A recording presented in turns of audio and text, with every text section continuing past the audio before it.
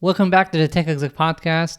As always, I'm a host of Ben-Yosef, Tech Executive Coach and Consultant, and our subject today is It's Gonna Cost You. Recently, so many tech executives have been facing a lot of cost-related decisions.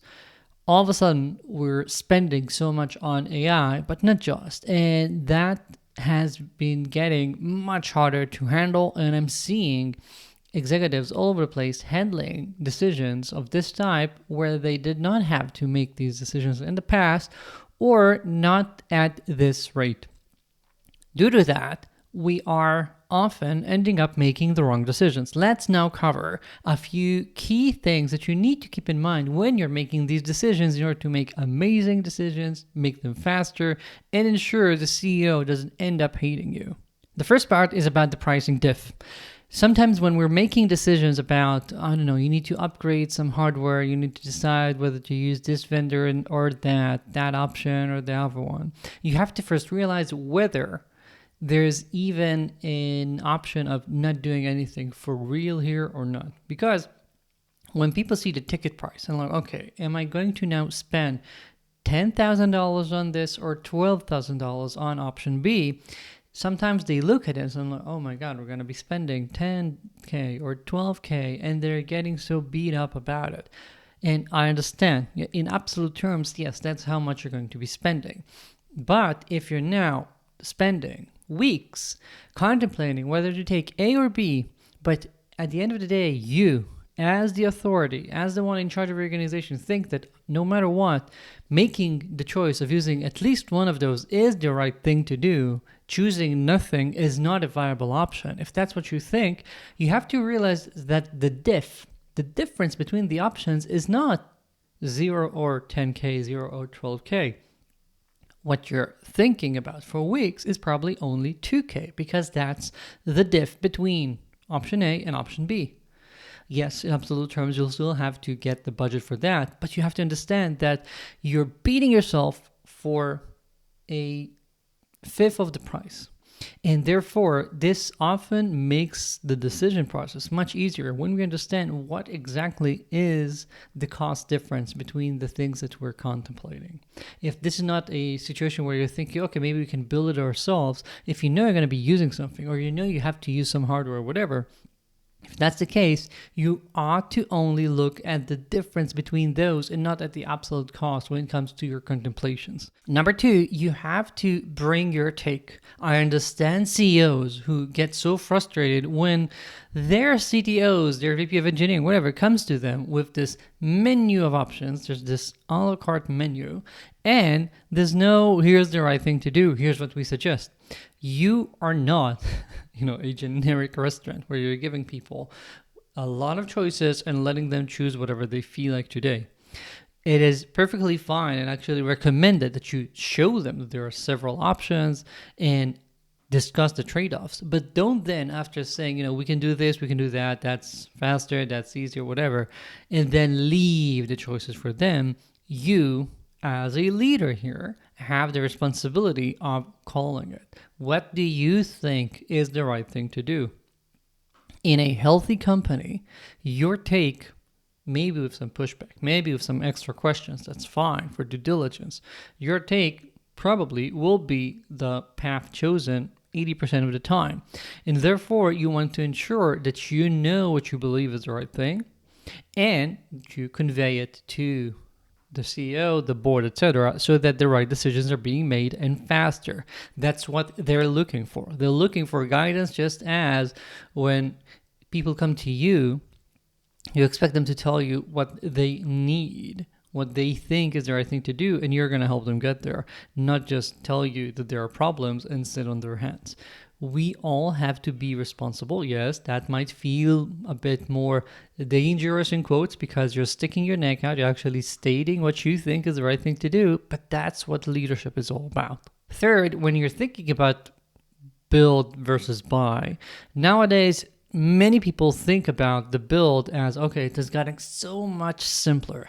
But there are a few key aspects that we have to understand and keep in mind when we're making the decision. Yes, now building can happen much faster. That's why we have this apocalypse. That's why many people are saying, okay, we can just whip it up internally, etc. I get that.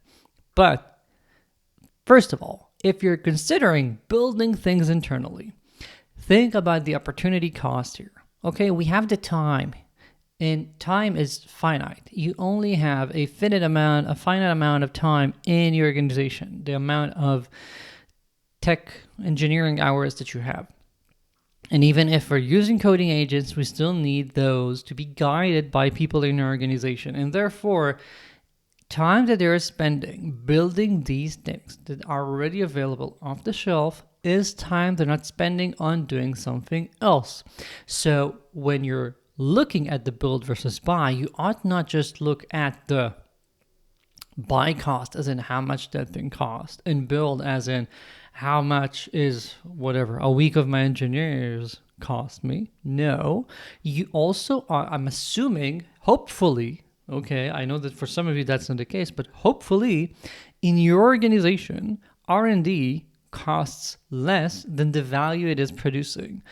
Okay, if that's not the case, you really ought to talk to me, and my email's in the show notes. But assuming that's the case, that means that when we're looking at engineering time, we ought not just look about, okay, this costs us, this engineer, whatever costs us X per month, we better pay that than pay the ticket price for that SaaS. No, because you also have to keep in mind the leverage you get from that engineering time.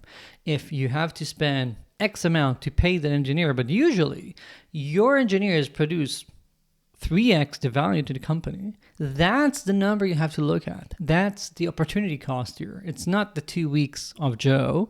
It's what business impact we can get with 2 weeks of Joe as opposed to Joe working on copying that SaaS.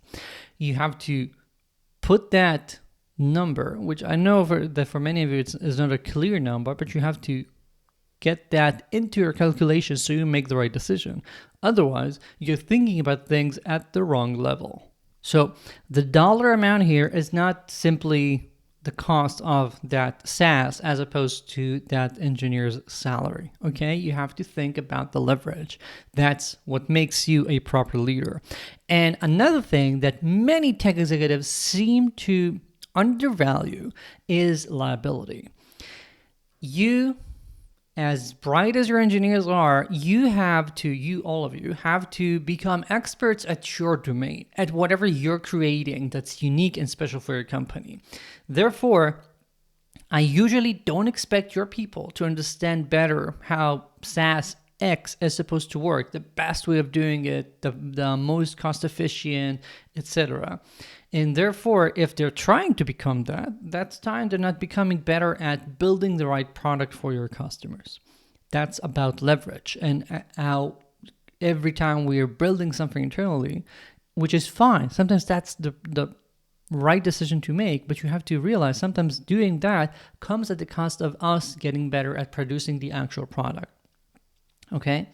But in addition to that, when we have a third party, when we're paying someone, we are getting less liability. And sometimes that by itself is worth a lot of money. If you think about your next audit, your next ISO, whatever it is, sometimes being able to say we're using that vendor, we're using that supplier, and as opposed to, yes, this is an internal solution and that's an internal solution, etc. Sometimes being able to do that is worth a lot of money by itself. So you also have to bring into that, because otherwise it's going to cost you.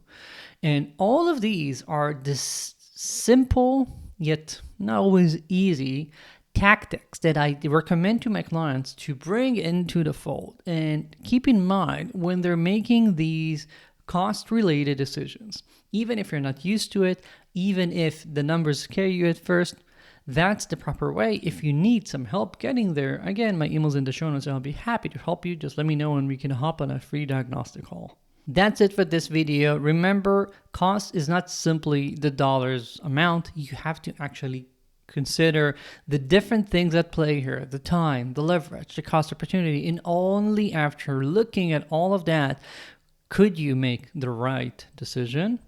And You ought to be bringing your take to the CEO or the board. Don't let them decide this is not McDonald's. You ought to tell them what you think is the right way to go forward. That's it for this week. As always, do check out my newsletter in the show notes where you're going to get every week this podcast, an article, and a video. And if you're ready to get to the next step, check out my R&D leverage audit, where in a couple of weeks, give or take, we find out where's the difference between your R&D costs and effort and what R&D is producing. And we make sure that you're creating something that's amazing and dramatic for the company. After those 2 weeks, you're going to have in your hand the clear path forward. If you're interested in learning more about that, my email's in the show notes. Just send me an email with audit in the subject. See you here next week. Ciao.